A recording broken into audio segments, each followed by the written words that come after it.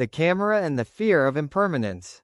Every photograph begins with a simple human desire. The desire to hold on, to preserve a moment, to keep something from disappearing. Long before smartphones and digital cameras, people were already searching for ways to stop time. They painted portraits, created sculptures, recorded names and stories. They wanted to leave evidence that a person existed, that an event happened, that a memory mattered. Then photography arrived. For the first time in history, reality itself could be captured with remarkable accuracy. A face, a family, a landscape, a fleeting expression, moments that would otherwise vanish could now be preserved. Or so it seemed. Photography quickly became associated with memory. People photographed weddings, birthdays, travels, and everyday life. They filled albums with images meant to protect the past from being forgotten. The camera became a tool against impermanence. A small machine designed to fight one of life's oldest realities. The fact that everything changes.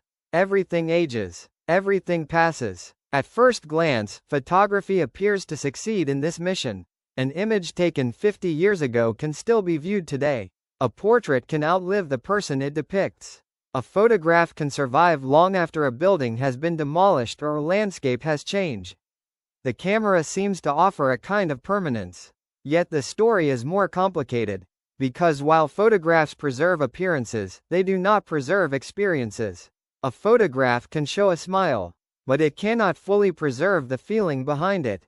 It can record a gathering of friends, but it cannot recreate the conversations, the sounds, or the emotions of that day.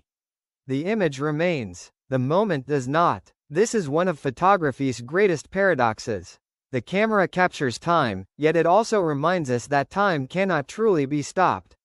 Every photograph is evidence of something that is no longer happening.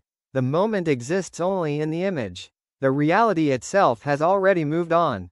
In this way, photographs are both comforting and bittersweet. They allow us to revisit the past.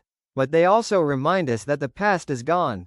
Perhaps this is why old photographs can feel so emotional. When we look at them, we are not simply seeing people or places. We are seeing time itself. We are witnessing a moment that can never occur again in exactly the same way. A child becomes an adult. A city changes. Loved ones grow older. Life moves forward. The photograph remains behind as a silent witness. This relationship between photography and impermanence has fascinated artists for generations. Some photographers intentionally explore themes of memory, aging, and loss. Others focus on everyday moments that might otherwise be overlooked. Both approaches recognize the same truth. Photography is not just about preserving what exists. It is about acknowledging that everything is temporary. Even in today's digital age, this idea remains relevant. We take more photographs than any generation in history. Thousands of images are stored on phones, computers, and cloud servers. Yet the desire behind those photographs remains remarkably unchanged. We still want to remember. We still want to hold on.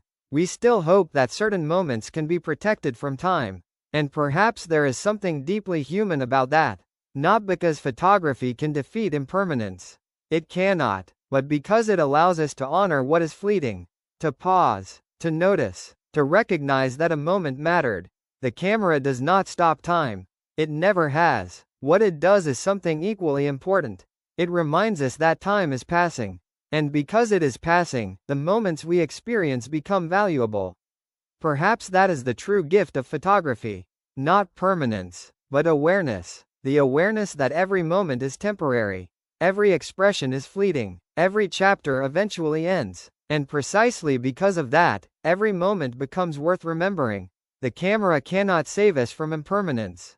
But it can help us see its beauty. One frame at a time.